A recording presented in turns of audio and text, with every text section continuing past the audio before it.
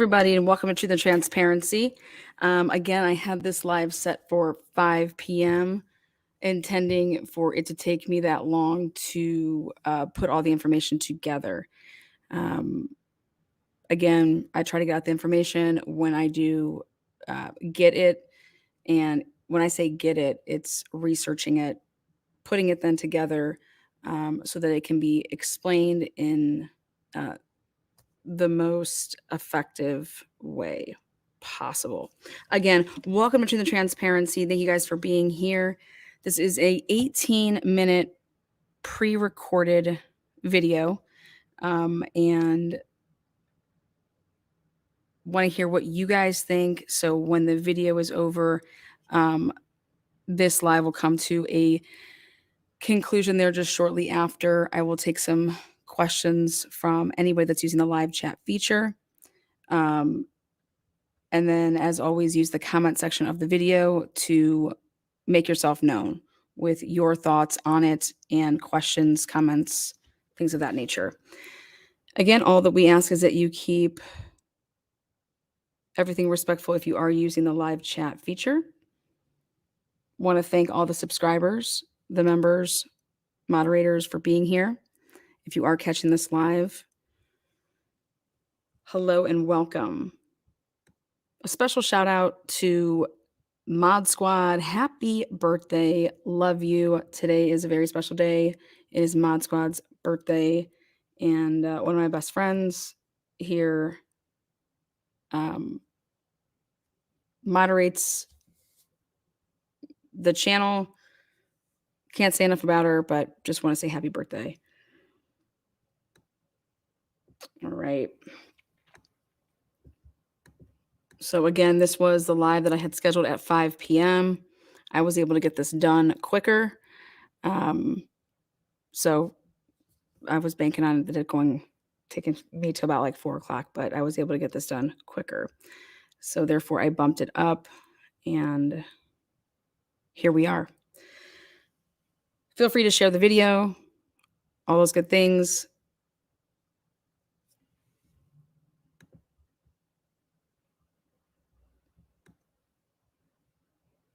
All right, here we go. Again, at the conclusion of the video, I will then go to the live chat feature, looking at the that section to take on your guys' questions, and want to hear what you guys think. Again, thank you very much. Guys, welcome to the Transparency. This is Lana. This information could not wait, in my opinion, and we have to talk about it. It is the trip to the 1122 King Road residence the second time, which actually ends up being on a different date than September 1st due to it being past midnight, so it ends up technically being September 2nd. This is when the officers meet with Xana, okay? And the issue is when I went ahead and took a closer look at each responding officer, and it doesn't add up. It doesn't add up because of this. This visit here in the CAD notes, it is written up by Jay Welch, and he is badge 178. And he says that him, upon his arrival, Payne and myself observed the music coming from 1122 Queen Road. This would be the second time we received a noise complaint at this residence. Now, when you actually listen to this body cam, they can't tell where the noise is coming from. Check it out.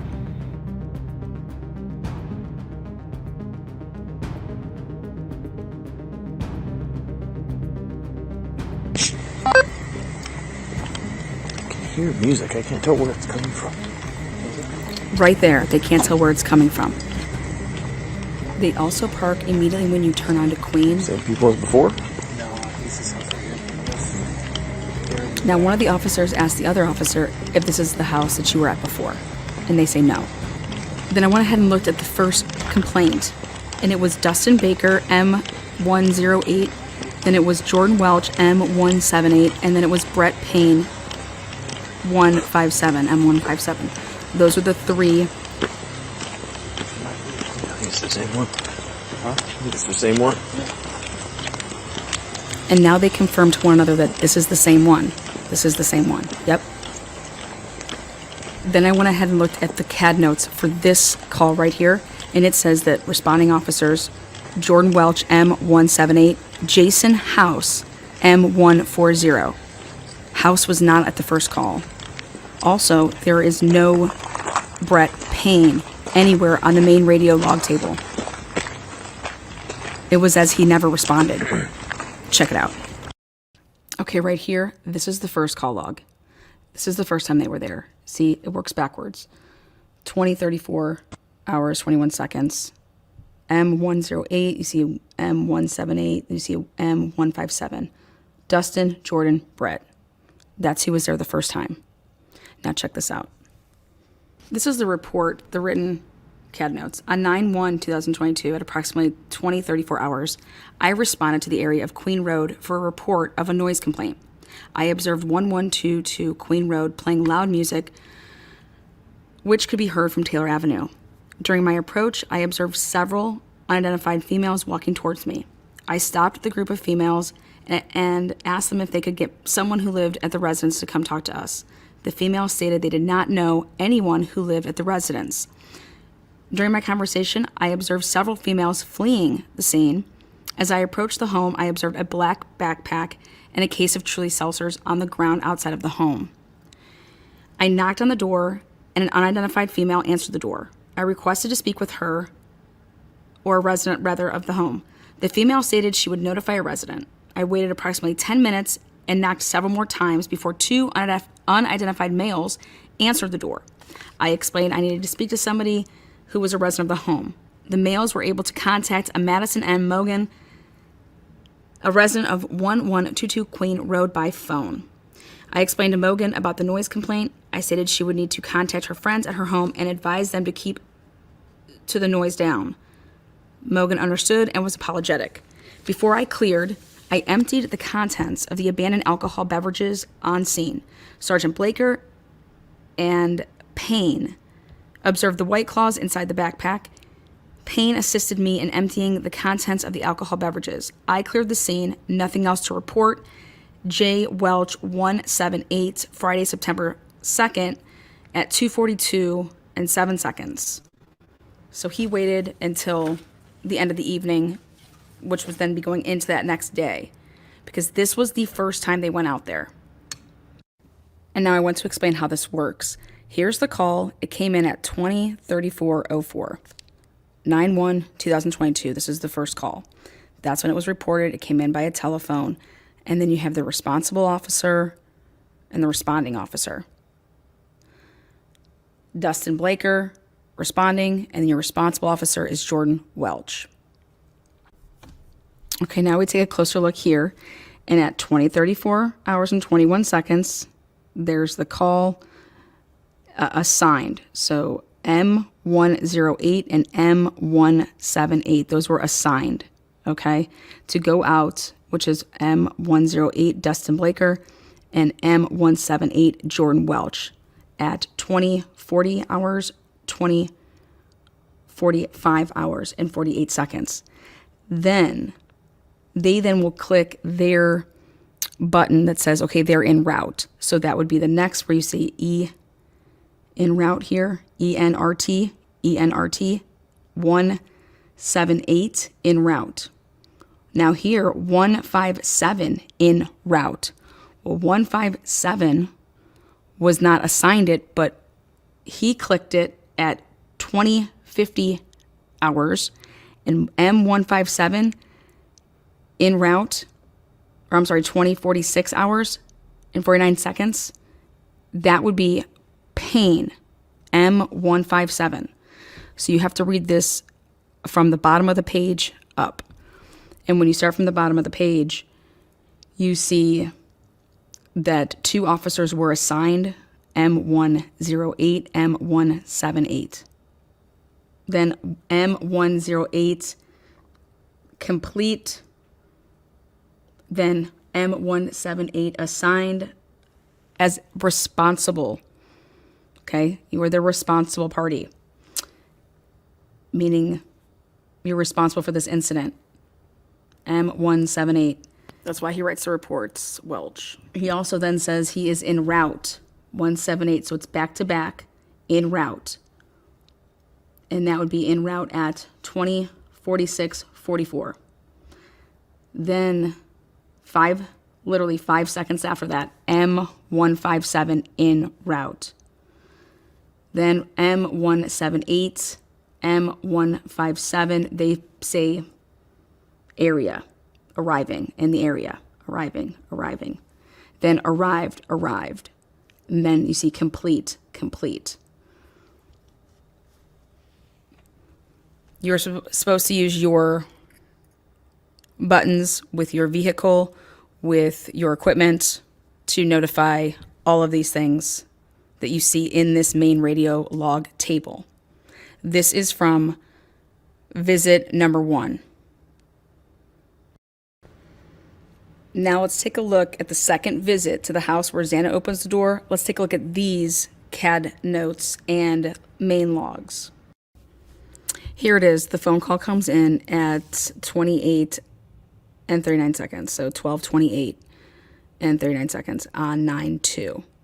And officers, Jordan Welch, he's a responsible officer. He is a responding officer. Now this is where things get interesting.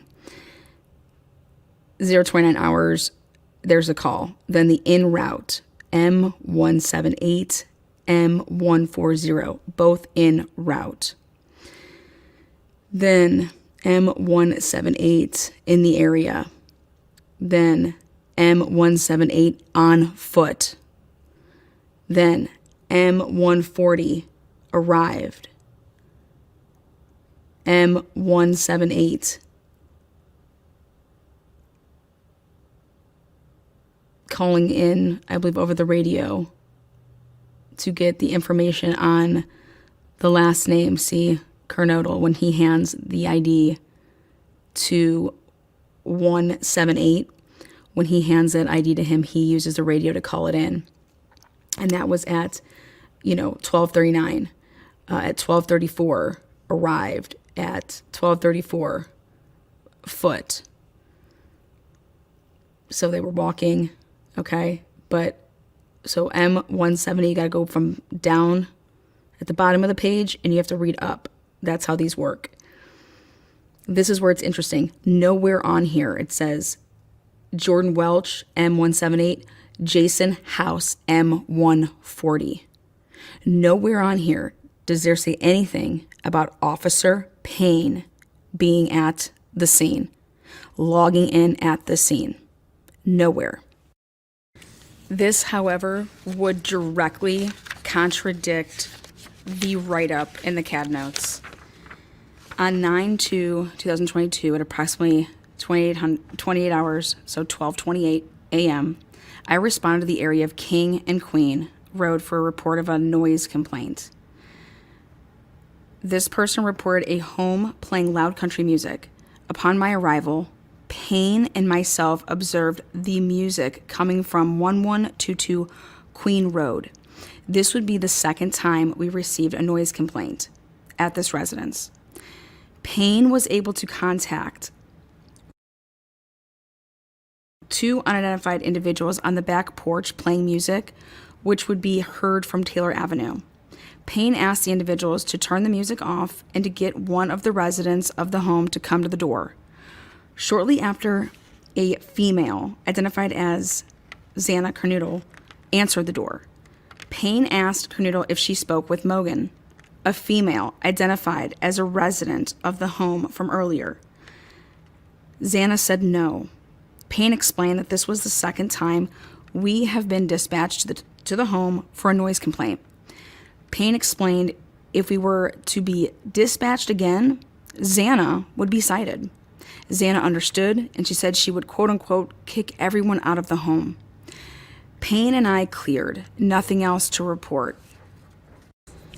Now, this is proof that there were 3 officers there at this house for the second noise complaint.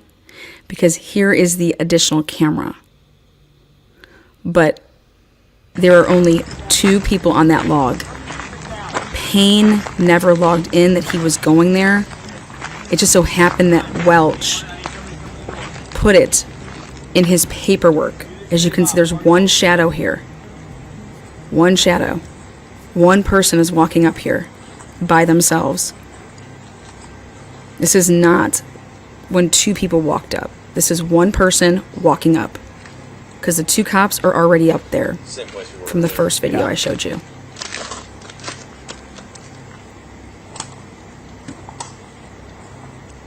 You have three police officers. I have her cell phone number here. Just call her. Tell her she's here to come outside.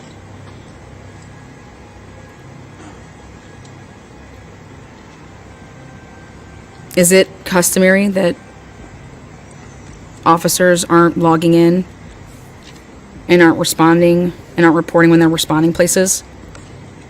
What happened on November 13th, Is that the only door to the place? 2022? This one, that back one? Yeah. How do we know who really responded that day? Because they just didn't hit the call log button. They just didn't hit their buttons. En route, cleared, complete. Call her? No, I Oh, that's right. You talked to her. yeah, on someone else's phone. I failed to ask for that. There are 3 officers there. And the officer that did not log themselves in was Officer Payne. This camera angle right here, this is the officer hanging back. Moving? Madison moving? Yeah, moving. Okay, she does live here. Sorry. She is at the park. She's going on. I'm just going.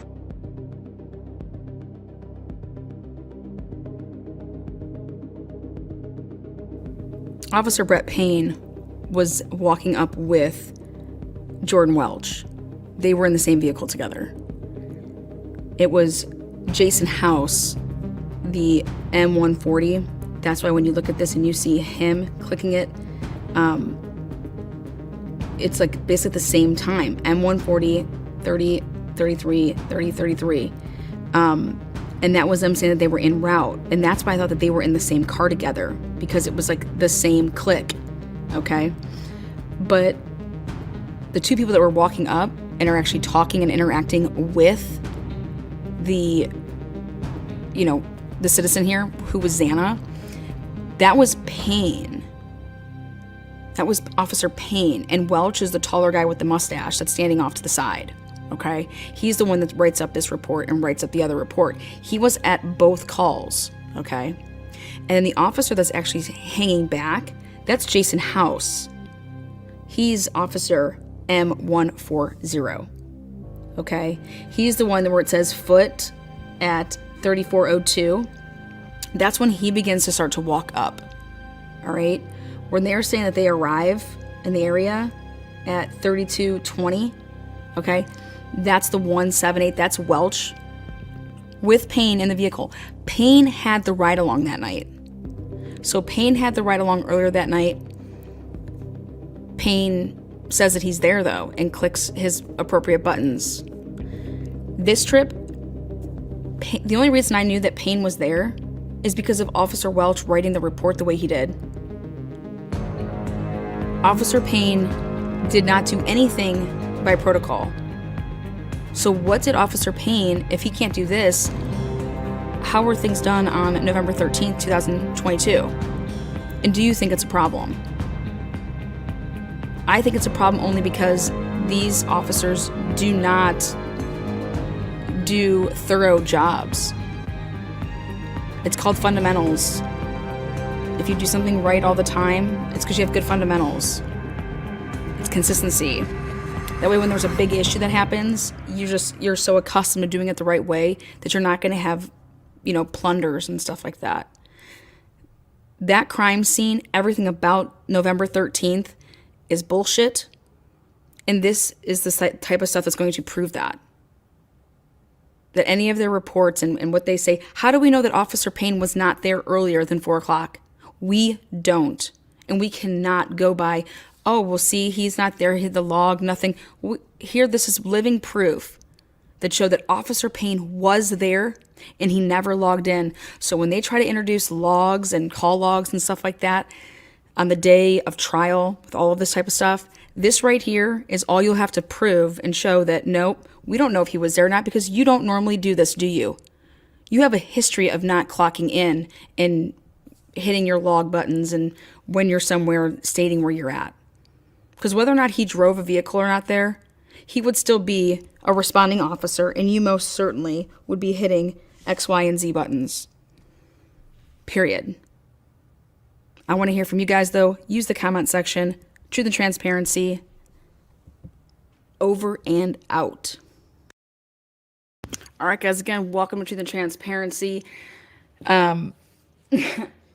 So, point of the matter is that if you don't have these body cam, if you don't have the body cam, and if Welch does not write up his report to include Officer Payne in the narrative, okay, we would not know that Officer Payne was there based on him doing his job.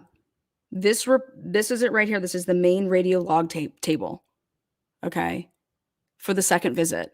And Officer Payne is not listed as a responding officer because he did not log that he went there. All right. So I've always said it since day one. Who in the heck?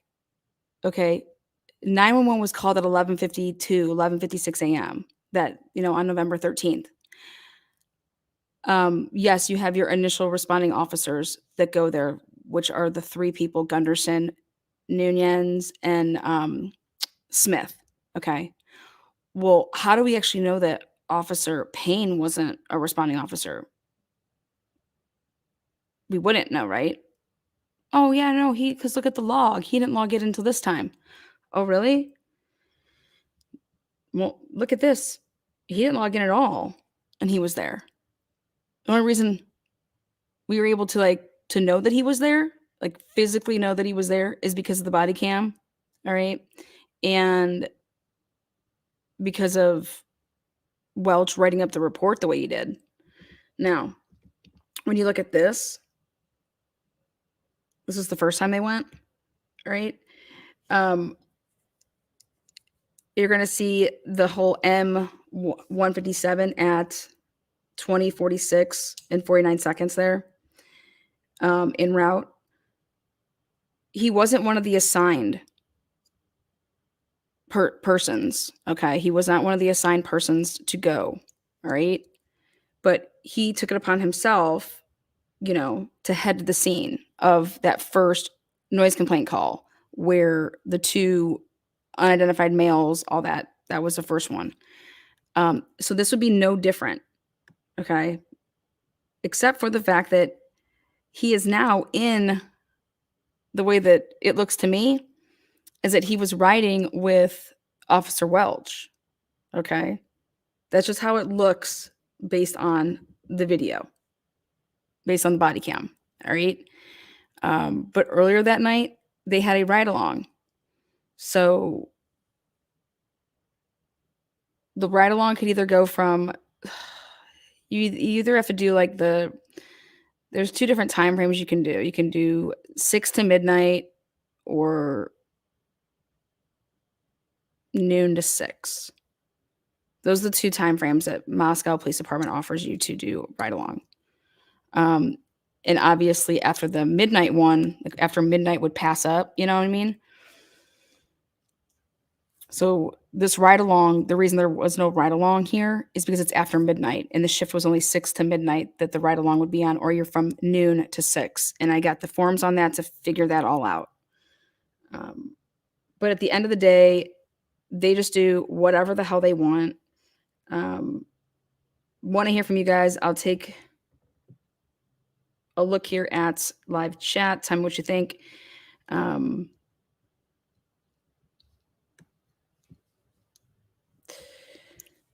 Let's see. They use King Road and Queen Road over there interchangeable. So I'm not too concerned with that anymore.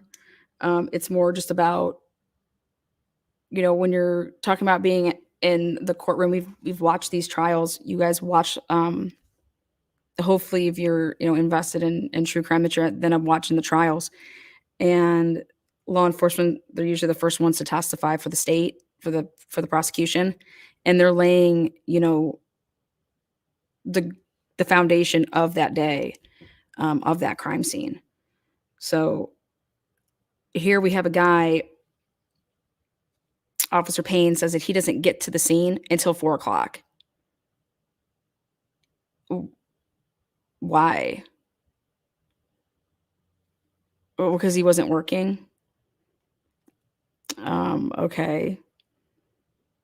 Well, when they found out that it was what it was, which was 4 homicides, like when was he dispatched? I want to see these logs. I want to see the logs.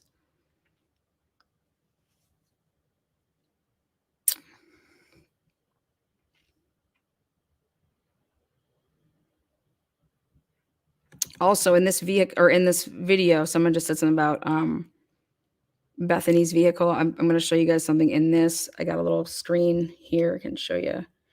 When this house guy walks up here, he shines a light on.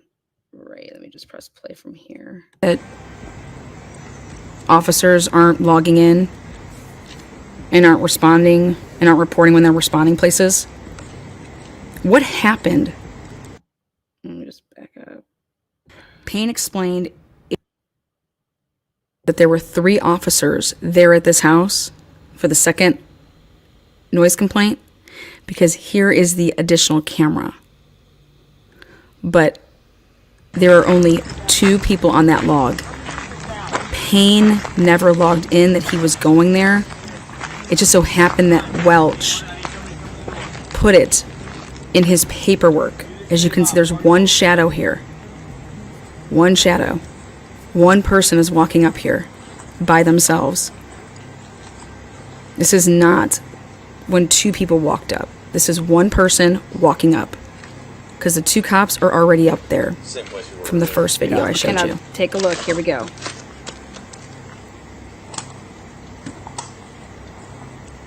You have three police officers. I have her cell phone number too. Why don't you call her? Tell her she's here to come outside. Right there. Boom.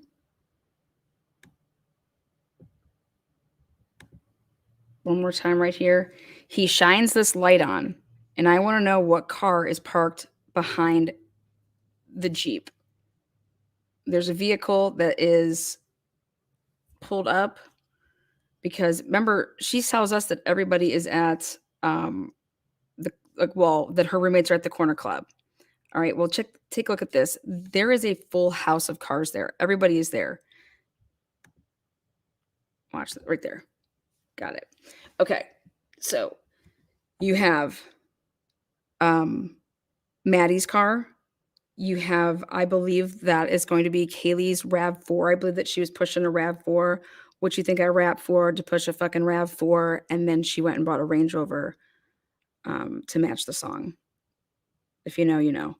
Then right here is Xana's vehicle, like dead in the middle next to the RAV.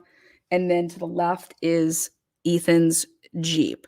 Now, whose car is literally right there to the left of the screen, and it's parked right behind, Ethan's Jeep. It's not pulled in diagonal, like kind of like the way the Ford Explorer was pulled in. This is pulled in, I'm more like a straight line. So this is just curious, that vehicle right there. What is up, Nancy S? Good to see your face in here. Or I should say your name.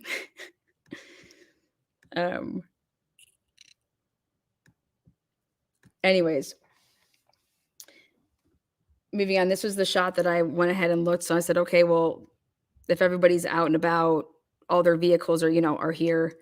Um, Also, the night that the homicides happened, if you're driving up and down, making your rounds or whatever, does that RAV look like you know, a Range Rover? Could someone just wasn't paying that close enough attention to notice that a different vehicle was there, and they just saw the Range Rover and pegged it for the RAV for, you know, depends how much planning you think went into something like this. But at the end of the day, the whole purpose of this um, video is to show that Officer Payne was there, and Officer Payne didn't do anything by the book, nothing by the book. Um, and so you have to ask yourself, why should we believe anything when it's going to come out on November 13th? Because these officers did not do stuff by the book. So is it that Officer Payne had to act like he got there at 4 because, oh shit, none of the logs showed that I was there because I forgot to click XYZ like I'm supposed to. So therefore, I can't say that I got there until 4 because I forgot to hit any of my buttons, none of my logs. Did Nancy give away memberships? I'm assuming. Also, all of these people that I've been speaking about, they live off of White Ave, guys. White Ave is the same street basically that Steiner is, and it's right where that mobile gas station is, where the Exxon, where they saw the camera, got the Elantra. I don't know what these people drive as their non-trooper vehicles, but I can just straight up tell you that this is wild. That you have somebody that's 2 years with the Moscow Police Department getting listed as the lead investigator on the quadruple homicide, when you have people that are more qualified, when you have people that are actually listed as your detectives. So I don't know how you want to,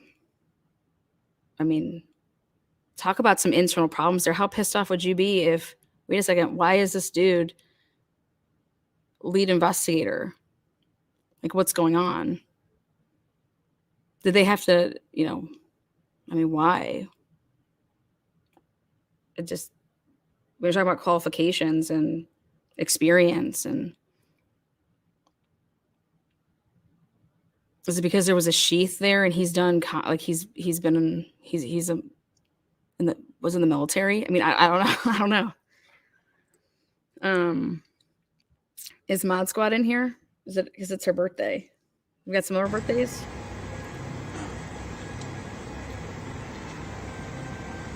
Is it customary that officers aren't logging in and aren't responding and aren't reporting when they're responding places? What happened on November 13th, 2022? That back one? Yeah. Yes, she's in here. What is up, Mod Squad? Happy birthday. Happy birthday. Happy birthday. And then they started asking questions about, the different entry points into this house. And you guys, why I think it's important is because they'd been called to this house a couple different times, right? And now here's another time, for allegedly it's an unconscious person, right? And they just think they're going out there for probably, nothing. And it's early in the morning on Sunday morning, and they go there. And when you got people doing stuff like this, then I think you just have to question everything that would have went on November 13th. And I think that this is what I would be using to show that. How do we know that you weren't there before that? Because you have a history of this. So here you go. I can't sing happy birthday, but what I can do is have 50 Cent sing it.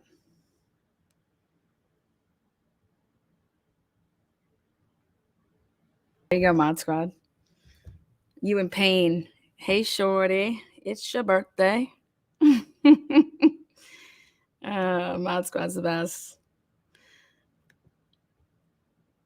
Miss Nine, yes. So I went and looked a little further into another name that was there for one of the calls, and I'm not sure he's even with the force anymore. His last name is rather.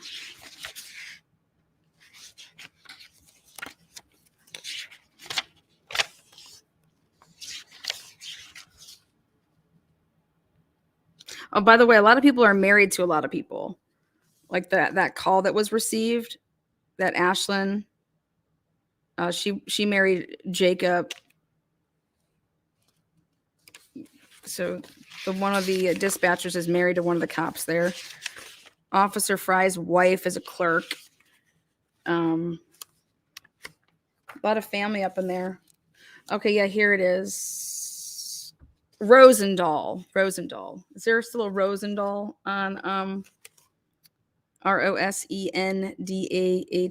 N Rosendahl. N Rosendahl. Present. So Rosendahl, like that. Thank you there, Alice.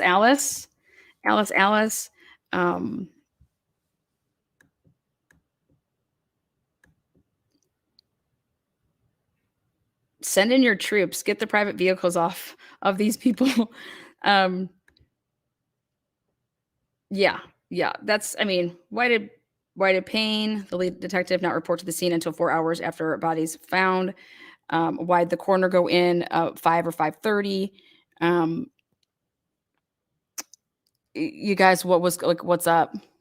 Now I want to take it even one step further from last night. I know that I talked to you guys about they got so creative with this probable cause.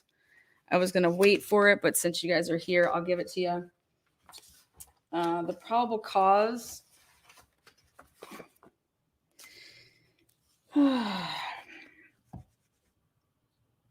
This group think and this group right.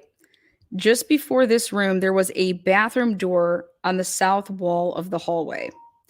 As I approached the room, I could see a body, later identified as Kernoodles, laying on the floor. Kernoodle was deceased with wounds which appeared to have been caused by an edged weapon. Also in the room was a male, later identified as Ethan Chapin. So there's something that I want to say about that. And I'm going to put it up on the screen here so you guys can see the wording for yourselves. And they got super creative with writing this to the point that they're going to be able to maneuver around this come trial. And I'm going to show you how and why. One would think this would be the order that they saw the bodies. And they're not saying that. Okay. Again, thank you so much, Alice, for that super sticker. Let's see. Let me pull this up for you guys. I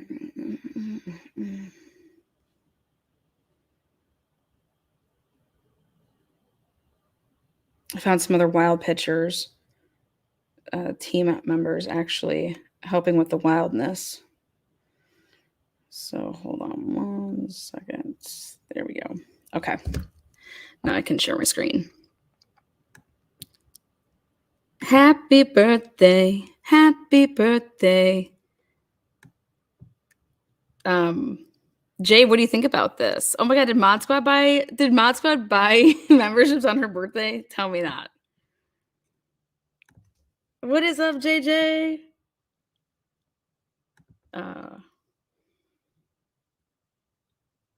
Jay, what do you think about this? I'm going to share this screen really quick. I want to show you the language.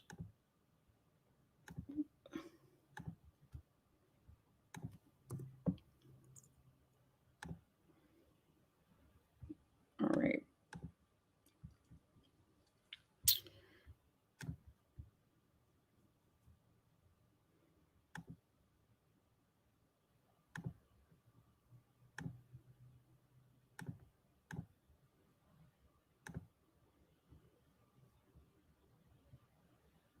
Jerry, by your desk.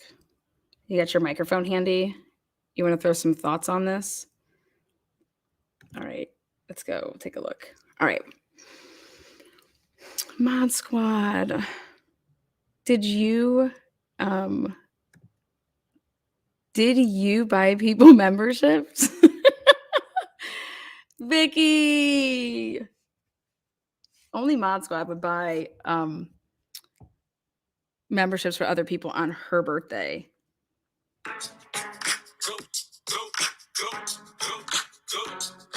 Go Mod Squad. It's your birthday. It's your birthday. That was awesome. Yes, yes. Okay, so here it is. Take a look. This is where they got creative with language and just before so here he says Officer Smith and I entered the King Road residence through the bottom floor door on the north side of the building. Officer Smith and I then walked upstairs to the second floor.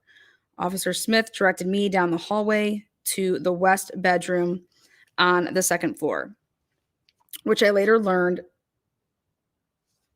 through Xana's driver's license and other personal belongings found in the room was Xana. Just before this room, there was a bathroom door on the south wall of the hallway. Why are you even mentioning that? Why are you even mentioning that?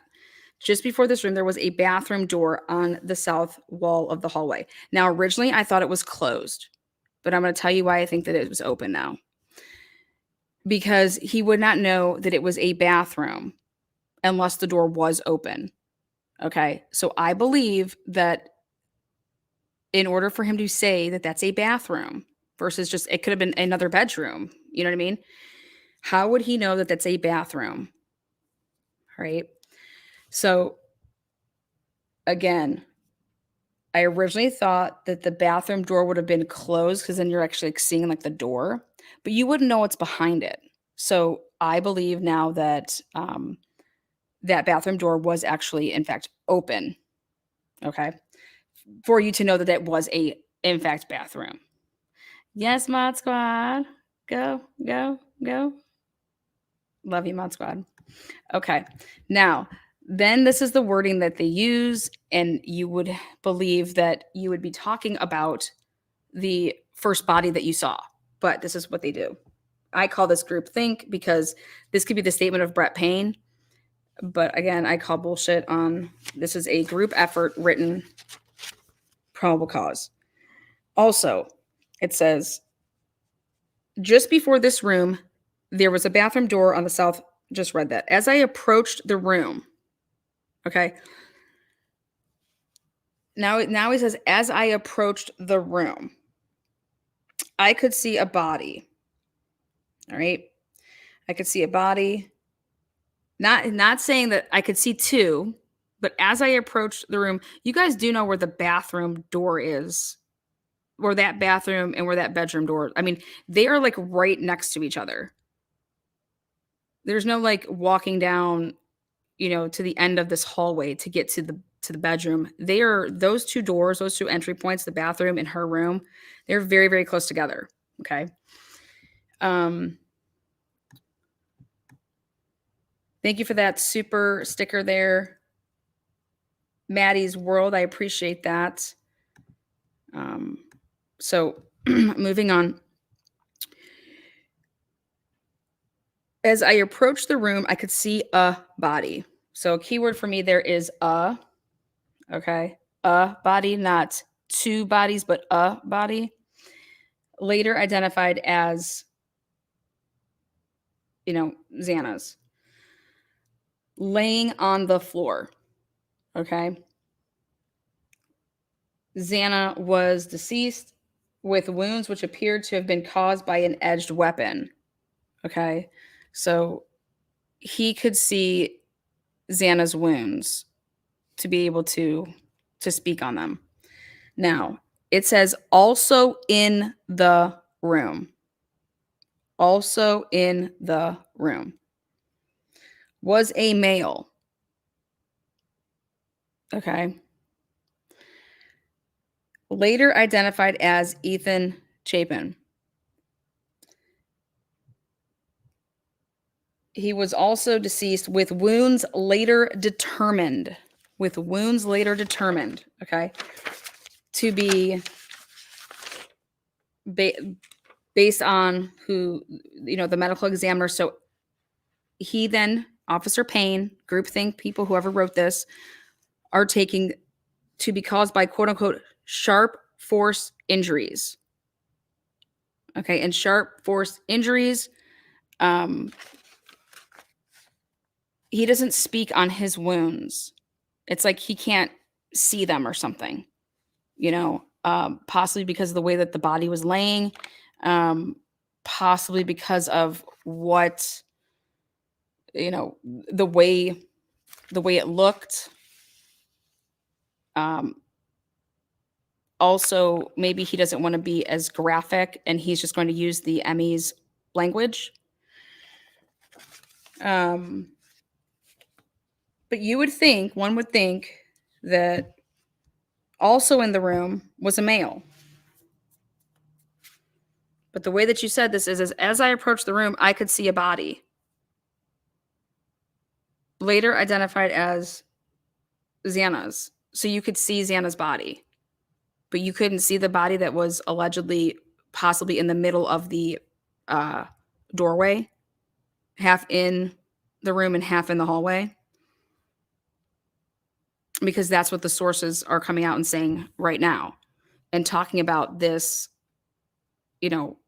horrible scene in terms of that Xana fought for her life. She's got her fingers are basically cut off from like grabbing at this knife. Doesn't mention anything, just very but how I believe that they're going to be creative in the courtroom. And what I would stick with though is also in the room. I would stick with that key phrase if I was the defense, because I think the question's going to come up here is I know that people are talking about it. I mean, was anybody moved? Things like that. But why is this? Why does this need to be so vague? Okay. I would take her with more than that, only because it was initially reported by people. So if you go back and you listen to the initial reports, and that's when they were trying to hush everybody up, and it was that this unconscious person that they thought was unconscious, and talking about seeing Ethan in the middle of the hallway / bedroom. And then you go back and you listen to what Ethan's mom said and when she did her first initial interview, and nobody ever talks about beds.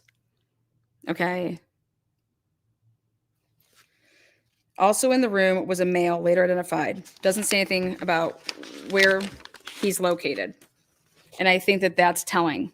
Him not saying where he's located is telling to me.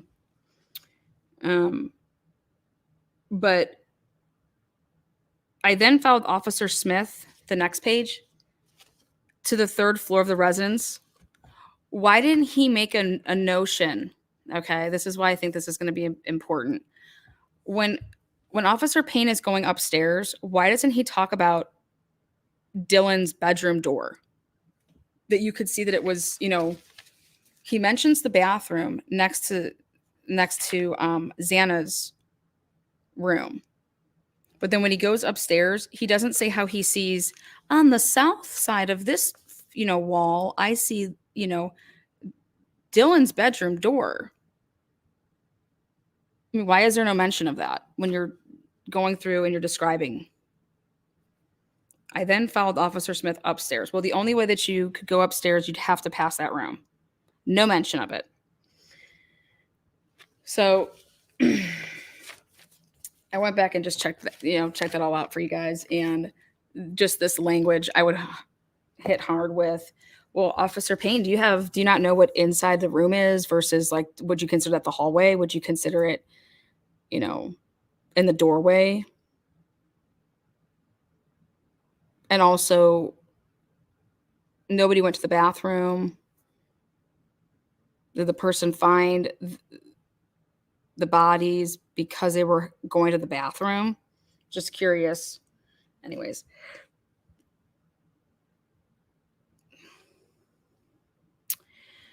All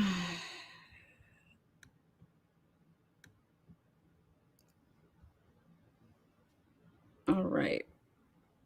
Again, do I think anything was moved, me personally? No, I think that they were, for whatever reason, they got very cute with this. I don't know. And I don't know why. I don't know why.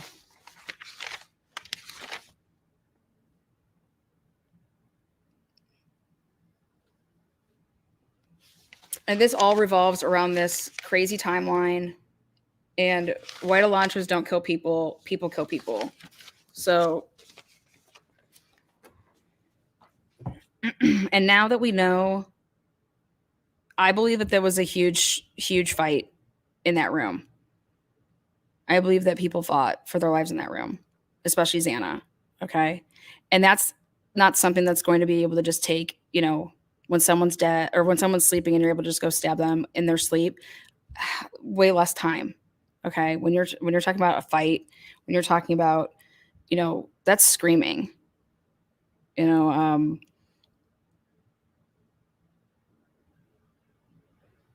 don't know what anybody could possibly, say, there's when someone screams and in that way, that's like a, that type of a scream, like in the frightest of fright screams, like when your kid falls down and they start to cry and they like let out like the worst cry, like that type of a cry versus like they're just being a baby type of cry. You could tell that as a parent, you could tell that different cry. Like, oh, this is like a serious cry. Something bad just happened. And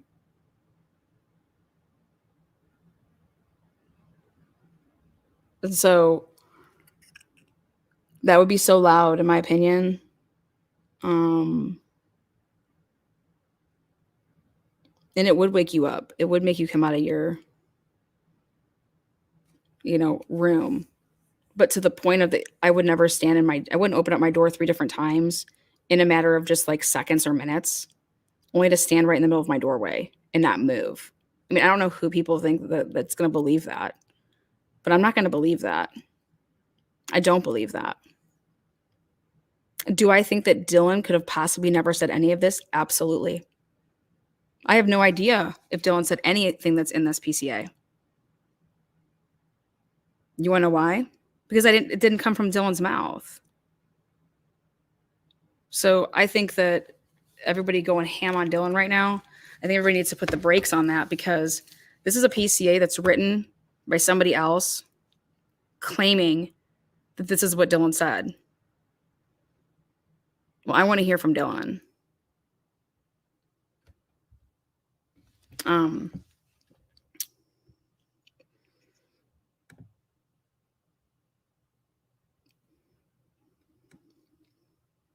Put the brakes on the ham. Yep, put the brakes on the ham, they're all saying.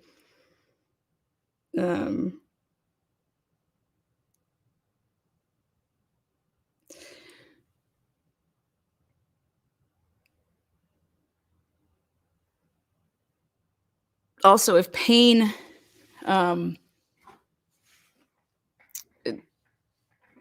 we don't know who interviewed any of these people, because what he says is he's just writing it up, and basically, you guys, if you want someone to that's going to do what you say, okay, you have certain people in lead roles because you can own them. You own them. Okay. They're going to do what you say. They're not going to fight back on something. But he uses group wording to umbrella this all in based on numerous interviews conducted by MPD officers, ISP detectives, and FBI agents. I want to know what FBI agents conducted any interviews. I would love to know that. We will find that out. As well as my review of evidence, I have learned the following. Okay. So he just umbrellas this all up together.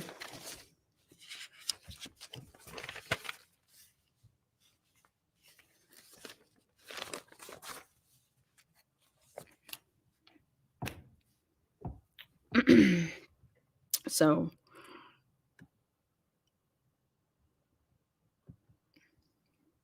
yeah, direction, size, it's not talked about for a reason.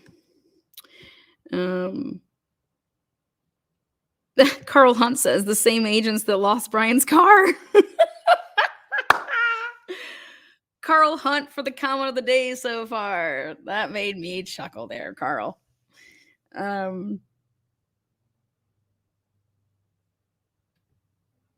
So this time frame of 4 to 4:25. Well, first of all, 4 o'clock, that white Elantra's not even there yet. So, I mean, the white Elantra doesn't pull up until 4:04 a.m. Okay. This is just, I said it last night. I'll say it one more time because I really want people to understand. Do you understand how perfect that night was? To the point of that you got 6 people in that house, number one. And the killer kills the 4 people that are in a double occupancy room, but leaves the other 2 people that are by themselves in rooms completely alone. So you take on basically a tougher task, more or less. Okay. That's number one. And then number 2 is that you're in these possible situations to be fully exposed that somebody's scratching you, getting DNA, and none of that happens. Nobody's able to scratch and get any DNA under the fingernails. Okay. Also, you don't cut yourself. Okay. Not a single person. Dylan gets up how many different times and doesn't call 911. All right. Bethany, allegedly she's there. She doesn't hear anything to the point that she calls 911. When you talk about a killer going in there and just having like everything go completely their way, I mean, truly think about it.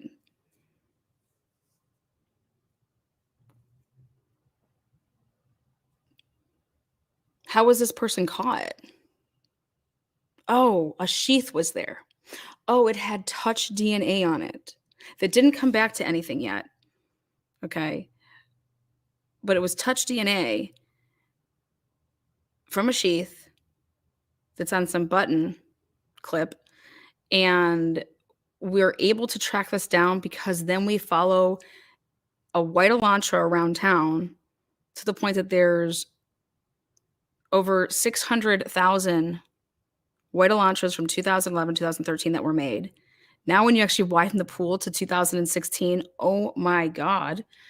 And all the people that have white Elantras in and around that university, White Ave, where it was seen on one of the pictures, 3:45 a.m., right there. You're telling me that that white Elantra isn't the white Elantra?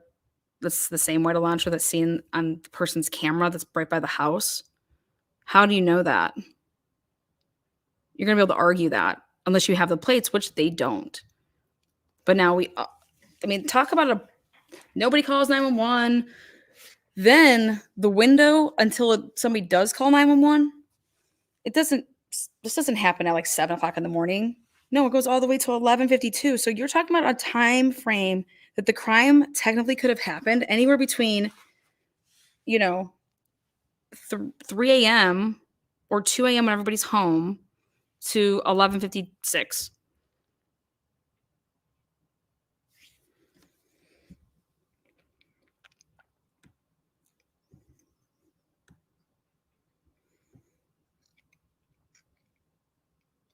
I personally believe that this was um, that this was not able to be accomplished.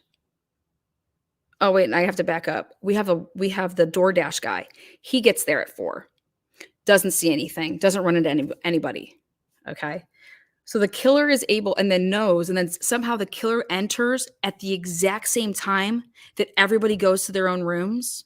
Because remember, according to Dylan or Bethany, everybody was in their rooms by 4 a.m. Everybody was home by 2, and they were either sleeping or at least in their rooms by 4 a.m.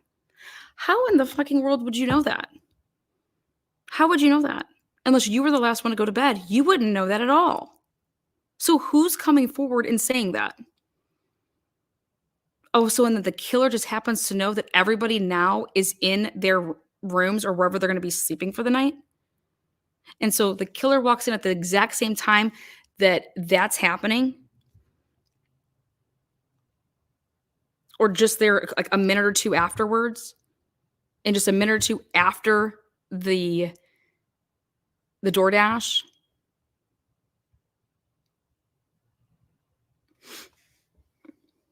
How would this person know any of this? But better question for me is, how is this person possibly that lucky? And then everyone's gonna say, like, well, they're not lucky. They got caught. And I call bullshit. You think that that's how they got caught? No, they were free and clear. That's not, they didn't get caught by some sheath that had some touch DNA on it. And then that they ran through and didn't have a hit because that DNA is not in the system. I can't wait for this person to testify to this whole genealogy thing that they did that I call bullshit on. It's nowhere to be seen anywhere. And that they're looking for a 2011 to 2013 White Elantra. But after they find the vehicle on November 29th, they still wait 7 days, 8 days to then ask the public. You want to know why? Because there's 2 White Elantras. Because there's 2 White Elantras. Because you don't ever say suspect vehicle 1 if there's not a 2. You don't say A if there's not a B. You just say suspect vehicle. That is 101 in reporting. But then again, these guys don't even know how to hit the log button to say that they're there at a scene. When you have all of these inconsistencies, when you put this all together,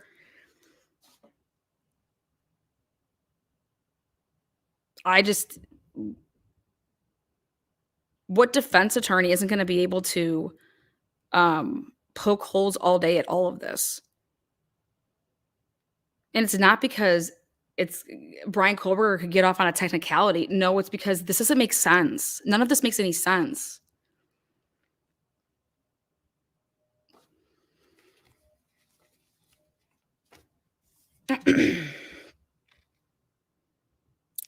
Oh, it's complicated, all right. It's definitely complicated.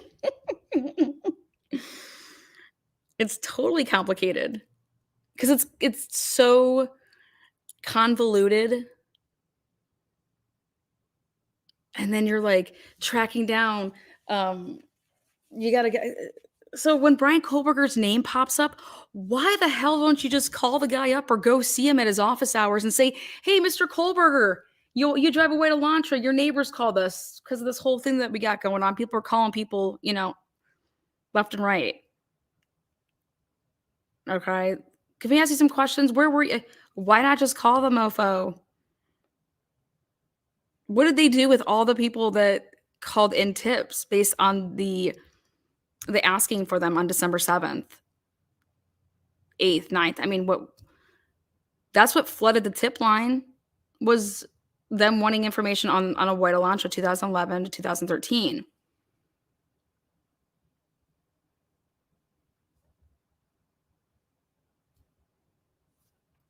I don't know. Maybe they did talk to him, right? We don't know. They didn't put it in the they didn't put it in the probable cause though. But why not just see what he would say? You know, it's because what?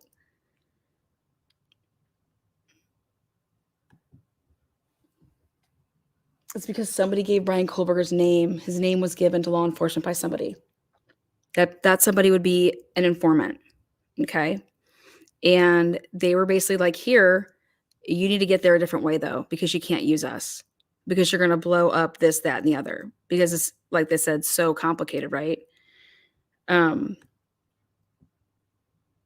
Thank you there, green-eyed bandit. Holly says, Lana, you may have law enforcement shaking in their boots. Well, someone needs to do something. I want everybody involved. And from the looks and the sounds and the smells and everything that's going on here, guys, if it's Brian Kohlberger, awesome. Nail his ass. Perfect. Great. If it's Brian Kohlberger and other people, don't you want them too? I know I would if I was the parents, the siblings of somebody that was brutally murdered like this. You're not going to feed me some narrative. Why do you think the Gonsalveses are still saying stuff that isn't right? Something's off. Why do you think the lawyer is over there fighting with this gag order basically? You can't the family can talk to whoever they want. The family has First Amendment rights. They are not parties to this case. I would be singing like a canary. You know, and it's very interesting to me that um that's like all these parents of the victims, they're like all on different pages. They're they don't seem like they're a unit, you know. I think they all think different things. I think they've all been told different things. But normally it's not like that. Yes, so much does not add up.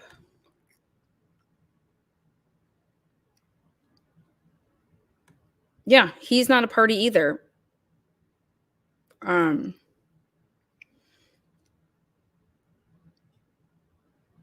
you know, you can't the best part about it is when they say, "Oh, we're doing that to like, you know, so we can have so that Brian Kohlberg get a fair trial." Oh, is that really why you're doing it? You know, no. Carl Hunt says, "I would like the murder weapon or weapons and a plea deal."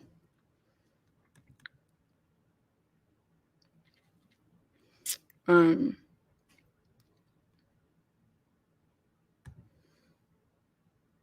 normally,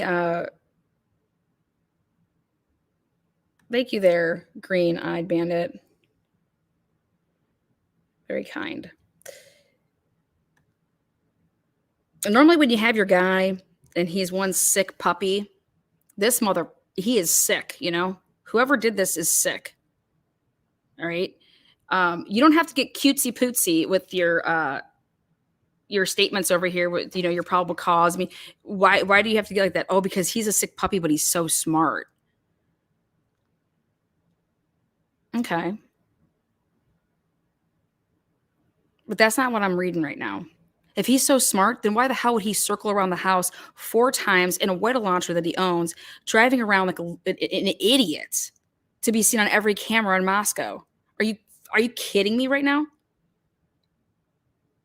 You can't have a profile, okay, and look at it and be like, "Yep, this is our dude," but yet half of the shit is like saying no, it's not because a PhD student wouldn't do X, Y, and Z. I mean, yep, this is our guy.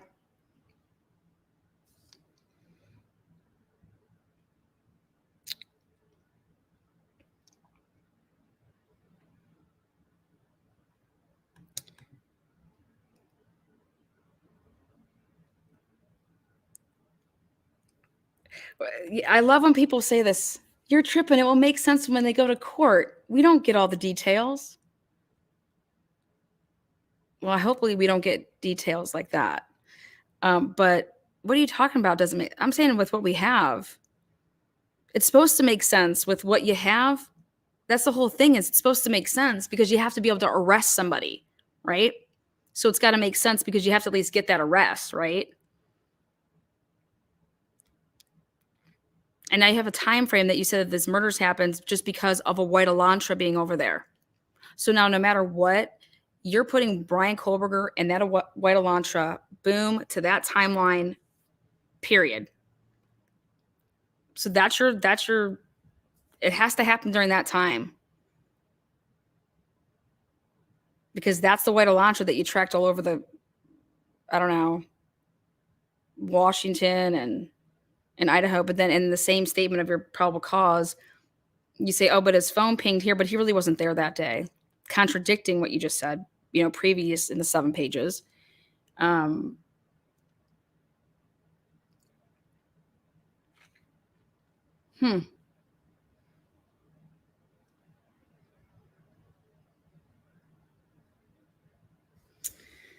Well, and then when they asked for discovery, she didn't mention anything about informants. She wanted the search warrants. Well, that word search warrant, damn it, that's problematic for us because we used informants. You guys know, like, Moscow is like totally on board with having young civilians, 19 to 30 years old, that do drug buys for them. Well, I had to research the hell out of it because I was like, wow, that's actually super young, 19 years old. But hey, to stay out of trouble, if you do this for us, then we won't charge you with XYZ. But you're going to do some drug buys for us. You're going to go do some drug buys because we're trying to get the bigger people, right? That's what you do drug buys for. You want to be able to bust up, we don't want the little mans. We want the higher ups. That's what you use informants for, right? To do stuff like that. And then you also could use informants for what other reasons? Like an Amber Fry type situation. She was kind of like an informant after the fact. But what if I told you that Kara owed her drug dealer $75,000? How would you guys feel about that? What if Kara had a note out, $75,000, that she owed a drug dealer? What would you guys say? Do you think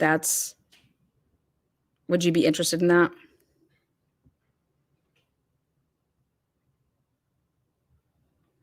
Do you think that would be remotely like relevant? So if you were like pushing drugs around, I'm just saying. She was arrested for trafficking, right? That's public information. Do you want to know what people do to make money? They will take their product and they will cut it. They could do a ton of things. They could actually act like they got busted when they didn't, and then therefore the drugs are gone, but they're really not. And then you have all this product that you can go and sell. I mean, there's just a lot of different ways to. But I truly can't believe that nobody wants to be the alpha here and talk about all this drugs around. And then I go back and I listen to what Ethan's parents said the first time that they ever spoke, and they said that this was not some love triangle and that this is nothing drug related. Well, I'm like thinking, well, why is she even saying this? Where's this coming from? Like, what's going on? love triangle. Who's the love triangle between? Like, that was even like a rumored thing. You guys know that that's, just watch the video. So I have no idea what this love triangle thing is about. But the drugs, oh, there's most certainly drugs all over that campus.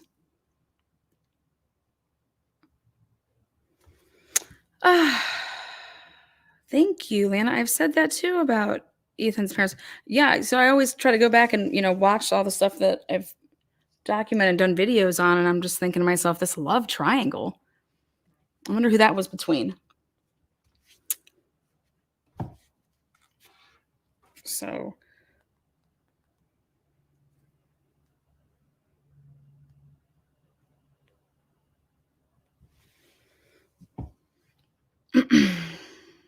anyways, this video that I made, the 18 minutes, I will be re-uploading it so it like has its own little, you just watch that. If you have not seen the beginning of it, please rewind. The whole point of it is the information that's in the video, which comes down to officers responding to calls and not logging in through the radio when you would hit, in routes or cleared, or just basically making it known that you're even there. So, and that happened with Officer Payne on his visit there.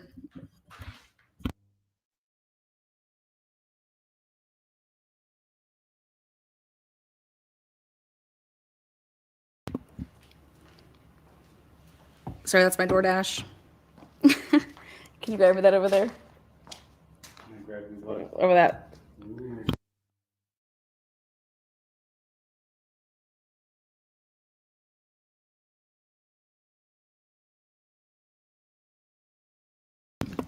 You guys, I was kidding. It's my friends.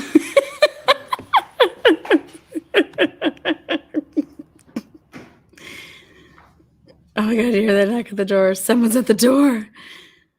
Get on the floor. Oh gosh. Yep, I saw a bunch of I went back and saw a bunch of the old the police, the logs and whatnot. But yeah. You guys, when it looks like shit and it smells like shit, it is shit. So it's just the way it works. All right. So cheers to Mod Squad. It's her birthday. Go shorty. It's your birthday. And make yourself known. Hit the thumbs up, hit the thumbs down. Either way, make yourself known. Cheers to Mod Squad. She just turned 25. She's got a long, healthy life to live. Cheers.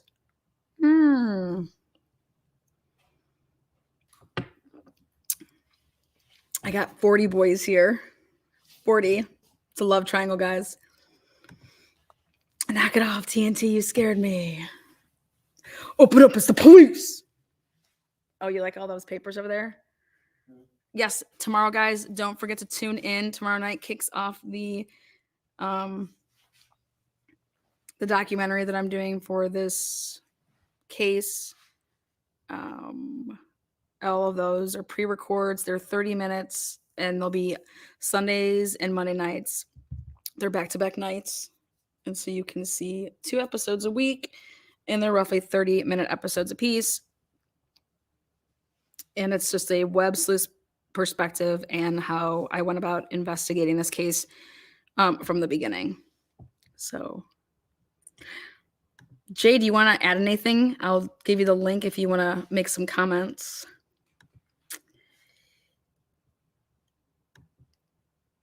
I'll be editing later, Bumblebee. This girl just works around the clock. Cheers there. Can I have one of those waters over there? Again, another cheers for Mod Squad. It's her 26th birthday now. Nothing to add. Great job. Come on, Jay. Nothing to add. Where's Ashley Banfield? Take the link, Ashley. Get on up here. I'm going to give her a call right now and see if she'll come on. Let me see if she'll take the link. Tell Scott Roeder to get on here too. You think Ashley will take my call? Hey, Miss Banfield, how you doing? Good. This is that crazy web sleuth that you've used as a source with the body cams. Curious to know what you think about all these logs. I'm at the dog park.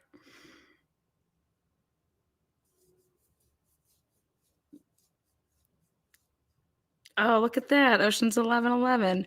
That's truth and transparency. Lana, if you start your own PI firm, I got my intern PI license last July. I'd intern for free. Well, good. Maybe you can teach me some stuff there. Ocean's 1111. I'll learn from you. iNeighborhood. Thank you, iNeighborhood, putting out some of the videos that I've done. I appreciate that. It's very kind. Love that you guys are here. And a rover for you guys know that song? I rapped it earlier. And by the way, the cops in that town, you guys, they are getting paid anywhere between 25% to 75% more than the average pay throughout the nation. I mean, it's interesting. Lana, have you seen True Crime Time Channel? I don't know. I think I've heard of it. I'll go check it out. I know that I went and saw some of Drip Drop's new stuff. Huge fan of him over there at Crime Circus. Love that he paints his face. I mean, I think it's that he paints his face. Maybe it's just a Snapchat filter, but people would go crazy if I used a Snapchat filter that we did a live. And you guys, this is not to, I mean, this is just, it is what it is. I think that the university owns all in Moscow, Idaho. So when you really want to talk about who owns what in Moscow, the university. Without the university, you don't have anything there. All your businesses, they thrive because of the campus, the students.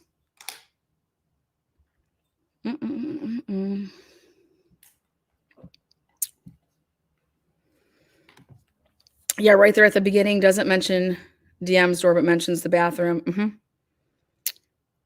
Happy birthday, Mod Squad. I've decided that Christ Church, I will not be going down the Christ Church path. I made that decision this morning due to I don't believe that any of the girls were part of it. And to me, everything that I've investigated at this point points me into a completely different direction, and I'm going to continue on the direction that it's been pointing me. So if I come across a chance that it takes me to that direction, sure. But I want to show you guys this picture. I forgot to share it. Here you go. This is, I mean, there you go. I don't know if you guys have seen this. They do the wildest stuff over there at Sigma Chi. Oh, I mean, what is this? Right? Good plan, Lana. Thank you. Thank you. I got another picture I want to show you guys. You guys have seen, obviously, Dirty Dancing, right? Has anybody not seen Dirty Dancing? Besides my friends. Has anyone ever seen that picture? Just curious if you guys have seen that picture. Now I can't unsee it. Okay, good. Well, now check this out. So you guys know the watermelon scene where she's carrying the watermelon and then she talks to basically Patrick Swayze for the first time, but Patrick's like to his cut, like, why did you bring her here or whatever? And she's like, I helped carry a watermelon. And she's like, I can't help if I just said that. Remember that whole thing? Okay. So Let's see. I have a picture I want to show you guys because I thought it was wild. God, I hope I saved it. Oh, yep, got it. Okay. I'm gonna need to clear my phone out. Yeah, nobody puts baby in the corner. Nobody puts Lana in the corner, damn it. Okay. Francine, yep. My aunt named her cat Francine, and I was like, what? And she's like, yeah, we're gonna call her baby. And I was like, because nobody puts baby in the corner. I started laughing at my aunt. I'm like, oh, you would. I was like, Francine, what a name. Come here, Fran. And she's like, no, we call her baby. And I was like, oh God. That was me just taking digs on my aunt because I let her cat out all the time every time I go over there. She's like, oh my God, hurry up, get inside. I'm like, why? She's like, the cat's gonna get out. The cat's gonna get out. And I'm like, oh damn it, that damn cat. I can only stay there for a little bit though because I'm allergic to cats. And that's like my number one go-to when I go to someone's house and oh my God, do you have cats? Oh, I gotta go. Even though like I'm not even like sneezing. Okay, check this out. Don't know if you guys have seen this before, but I don't know. I gotta do some more digging on it. But here you go. Look at this. That is, see that? What is going on here?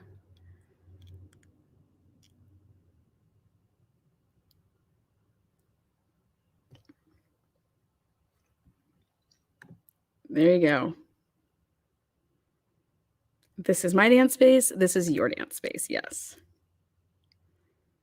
Do you guys see this? Okay. But that is Xana. Okay. But where is this? What the heck is going on here?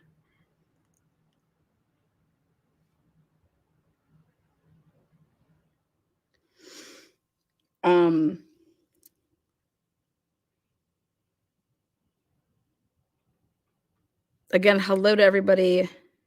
Make sure you start the video back from the beginning and I will be putting out the video by itself, but look at that knife. Look at that.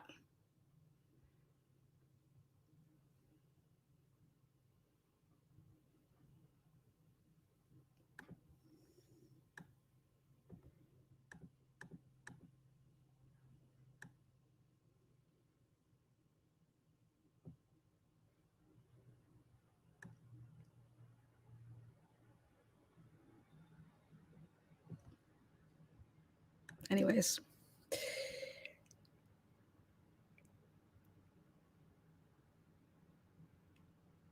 Yeah, that's what I thought it was too. It's definitely a knife there, but I'm just like, where do the people?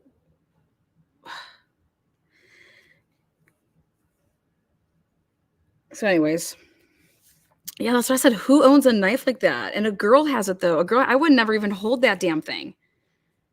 That damn thing would make me like it's already giving like you need to get the tingles in your hand, like when you get my hand right now is tingling from that. So, anyways, this is there you go. Did they dress up? Was this like a Halloween thing? Was she being baby? 1112. Yes, you can see the address there down to the right, like over here. 1112. Yes. But look at that. Like OMG. I would never even hold that. I would never even hold that. But anyways, on that note, again, this is Truth and Transparency. Be kind to one another.